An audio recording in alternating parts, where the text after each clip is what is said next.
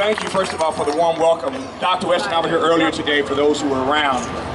And we promised to come back, and here we are. We came back a second time today. Yeah! And we came back a second time. I want to be very brief and let Dr. West say a word. I know there are others who haven't spoken yet, and I feel like we're monopolizing because we've been here twice again already today. Yeah! We appreciate it. Dr. West and I came back tonight because he was on Anderson Cooper on CNN, and he insisted that they take him live from this protest. Dr. West was just on CNN on the corner right there with you as the backdrop, and that was a great picture. And then we both appeared together on Keith Olbermann. We just came off a Keith show on TV.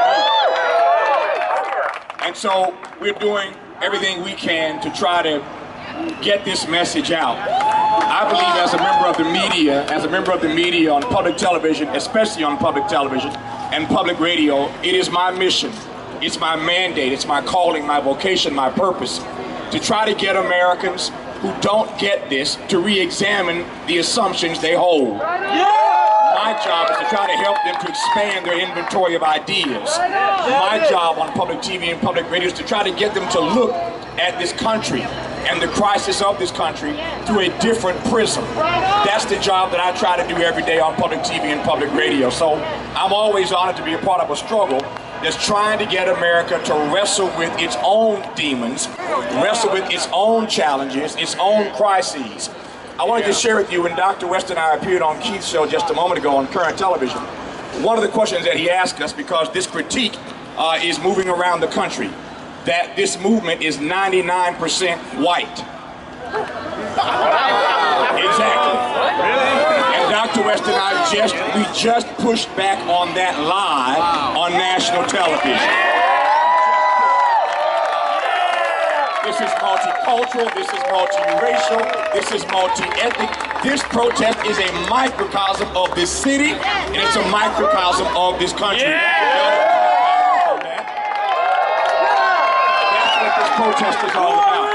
And I just came back right quick to say, for those of us who live and work, or who live and are trying to work in this so-called city of the angels, I came back to say that if we are serious about taking our future into our own hands, when persons, I know we're streaming live right now, so I'm talking to folk right now who are not here. Folk who are not here right now, but know that they're catching hell. Know that they can't find a job. Know that they can't afford their student loans. Know that they're living back home with their mom and them. Know that they don't have access to health care, etc., etc., etc. If you have a legitimate grievance, this is where you need to be.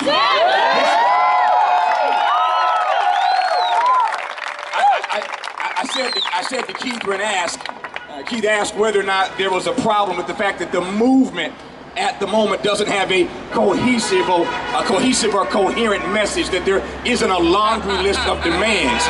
I said, who said? I like this right here. But who said that there aren't a variety of legitimate grievances here at this protest? About jobs, about getting out of Iraq and Afghanistan, about having access to health care, etc., etc. So there are a lot of issues here, a lot of legitimate grievances, and I'm convinced that if we keep making enough noise, somebody's got to start asking questions about what does matter to us. The worst thing you can do to a human being is to make him or her feel invisible, to make them feel disposable, to make them feel like they're a calculation, or they are an afterthought. And there's too much of that in this country.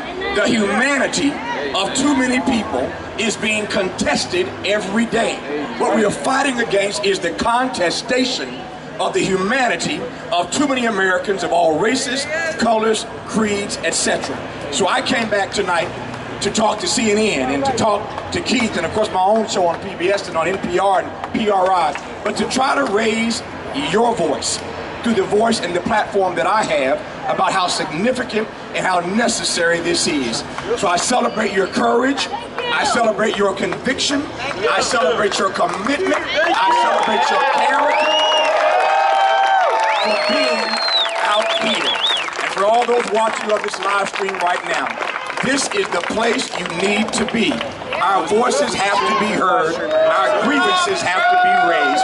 Please welcome America's leading public intellectual, Dr. Cornell West.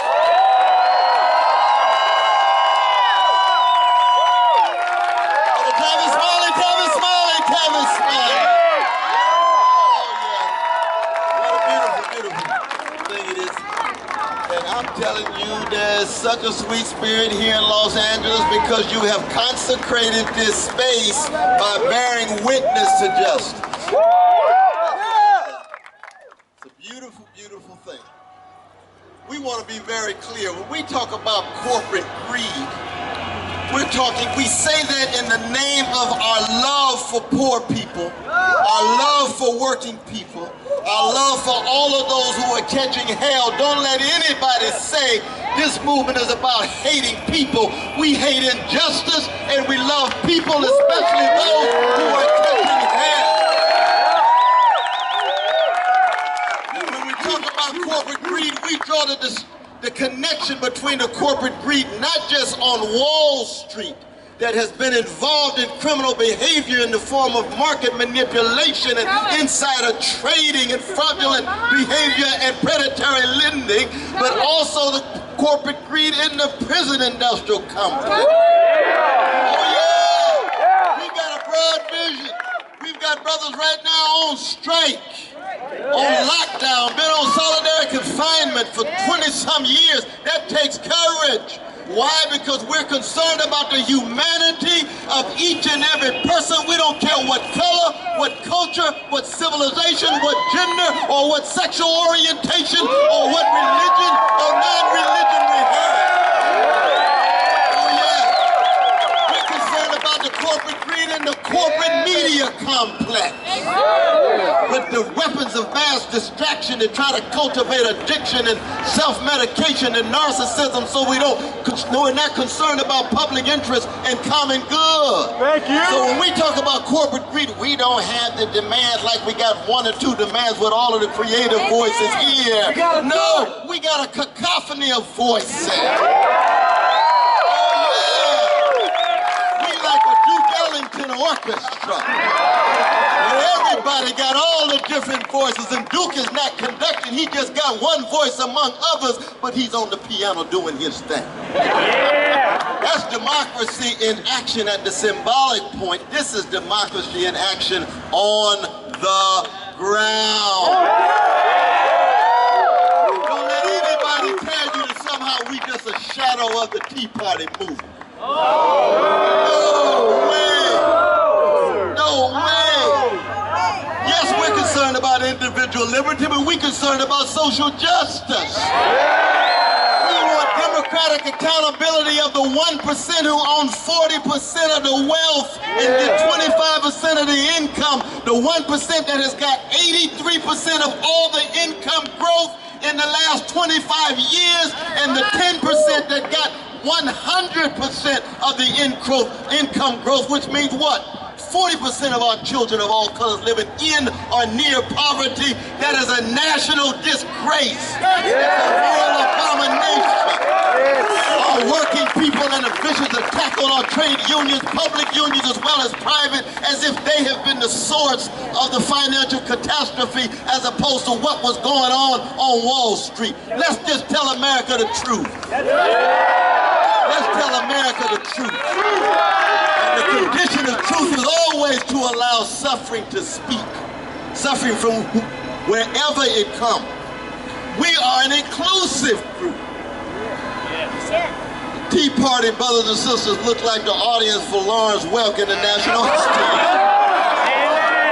I ain't got nothing against Lawrence Welk and Bubbles. We look more like an audience for Lupe Fiasco.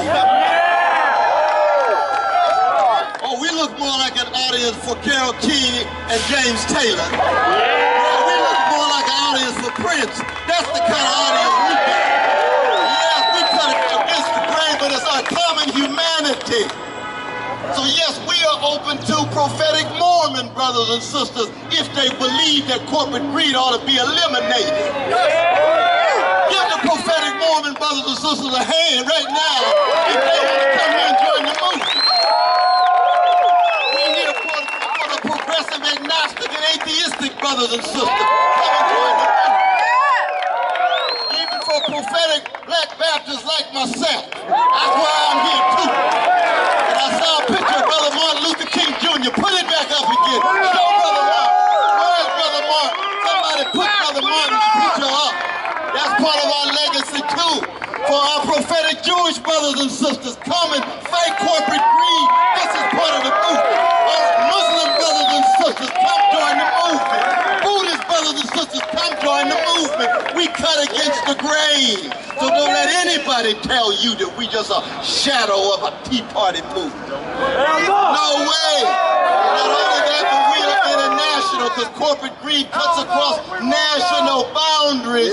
And we know we got to cut radically against the grain. And that's why it's a blessing for me to be here. And I know this the second time, and I don't want anybody to think just because I'm around a whole lot that somehow I have some weight of gravity. I'm just one small voice among all the voices together, because we're in this together and we're going to fight together, struggle together. Thank you so very much, brother.